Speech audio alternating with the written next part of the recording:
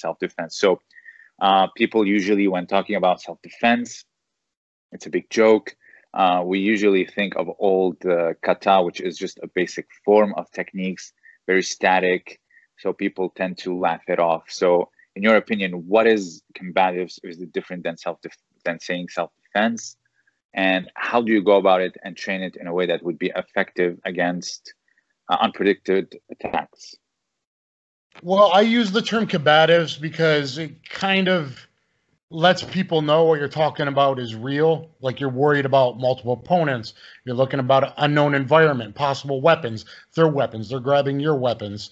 So I like that term because it goes back to, you know, military combatives, World War II stuff, Fairbairn stuff, etc. Because if you just say self-defense, you know, that's your local McDojo, Taekwondo, Judo, karate school, self-defense, trying to teach you, you know, sidekicks are the best thing, though. That did save me in a 2-on-1 stick attack once. A lead leg sidekick probably saved my life. But so I like the term combatives because I just use it not necessarily as a historical perspective, but it gets in people's mind like, okay, maybe he's talking about reality, you know. So, but definitely training things in a static, okay, you do this, I do that. I mean, that plagues self-defense, that plagues, you know, if you're talking old judo, jujitsu, daido, ruaki, jujitsu, kata type training, like you discussed, mentioned, that plagues Krav Maga, that plagues everything. So, I mean, of course, you have to train in a more live fashion. Yeah, I mean, they have their place in order to understand the technique. For example, a wrestler training a double leg, his friend or training partner obviously is going to let him do that. So there is a place for that, in my opinion. But that's not the end-all, be-all. No, right. That's just drilling and learning. That's your blue belt level. And when you're a white blue belt, if you will, using jiu-jitsu terminology for knowledge, you maybe have to. But even then, it doesn't have to be that static. But you do, I mean, having some syllabus is good and historically, but I mean, that takes you from judo making things more alive from all the different jujitsu in Japan. I lost track of the kind of your question there. So, how do you go about it? Like, for example, like the drills are obviously needed, but say a judo or a jiu-jitsu or wrestling class, they start with warm-up, then we drill our techniques, and then we do rounds and rounds of sparring. So how do you conduct a self-defense or combative class? Yeah, live pressure testing, live sparring. That would include, I mean, and Aikido is obviously played by this, as you know. Okay, it's the same technique, but shouldn't we be doing more once we get to black belt? Shouldn't we be pressure testing things? Obviously. So there's different ways. Like, I have a video, I think, Learn Best Self-Defense compilation, and that's like a 20-minute video. But a lot of it is just random grab defense. So if we're talking about like the old Gracie Jiu-Jitsu self-defense, which is really kind of Hapkido in my opinion, that's my theory, and like the Kido stuff, and the grabbing the gi and the wrist locks and all that kind of stuff, well, it needs to be done in a live manner. So you can do that. You can do 2-minute rounds with actual aggression, actual pressure of random grab defense. Now, Moroto Dori. No, you you attack me, you bear hug me, you do this, and I do that with a couple different people in that video. Yeah. And that is how you should be drilling that type of stuff before your live grappling, where you can do anything.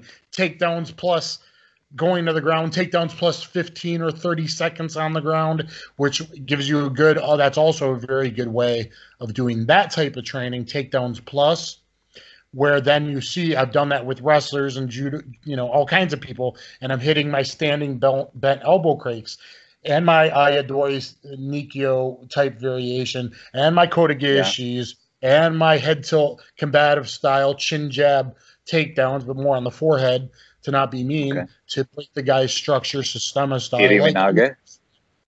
Iriminage concepts. The Iriminage is great to teach as a conceptual learning tool, And there are times when it can kind of come into play and kind of look like it, and it's kind of a bastardized, ugly street Aikido version of it, but it doesn't look like when you're, training Aikido. I've recently taught how you can do you can take the jab and counter and the cross and then hit the guy with the Arimi Nagi. More realistically, though, like Seagal. You can do it, and it's good to drill that. Like, it's a fun thing to do if you're doing an Aikido class. But also, you can do it, the leveraging arm. If a guy holds you up with a gun, I taught it in my, theoretical Aikido versus punches. You can parry that arm with a double salute. Wait, just one question. So, that's another thing where you're talking about guns and what's the healthiest? I would say healthy because a lot of people tend to develop delusions. What's the healthiest way to train with weapons, say gun, bat, knife, other than pressure testing? Is there a way you teach your students about the best, if you want to get cut, because it's bound to happen, get cut here, or to try to disarm in a way that if they get cut, don't get cut on a vital point or stuff like that? Yes, I just put a 1 minute knife video, and it goes live in about a week and a half, the 5-minute version of it.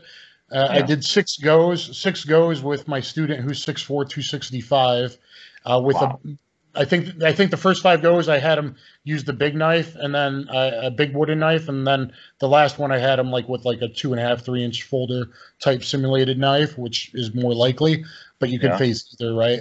And out of the 6 times, I acted it realistically instead of doing it McDojo, where every time I engaged and I try to pull off my cool Kali mid-range disarm drill shit that almost never works. It's good to know, and it might come into play, but it might come into play with a realistic grappling, wrestling, judo, jiu-jitsu background, and then you control the arm and get your cool wrist lock disarm, if you will.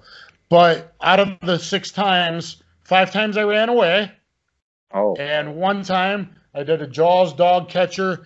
Then I was trying to pass it. You ideally want to stay connected to the arm and pass it to get to a Russian 2-on-1, but I wasn't able to right away, so I slid on the second stab attempt down in a baseball bat control, 2 hands on 1. And then I did head pressure into his neck. I simulated some headbutts. I bit his shoulder, arm.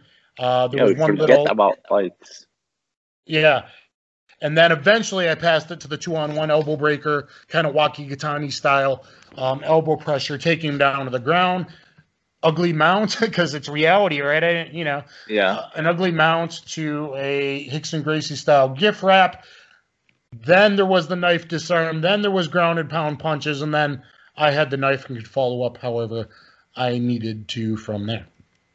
Oh, that's a long, arduous process. So it's not going to be ugly nor easy. It's not going to be pretty nor easy. No, it's not going to be pretty or easy.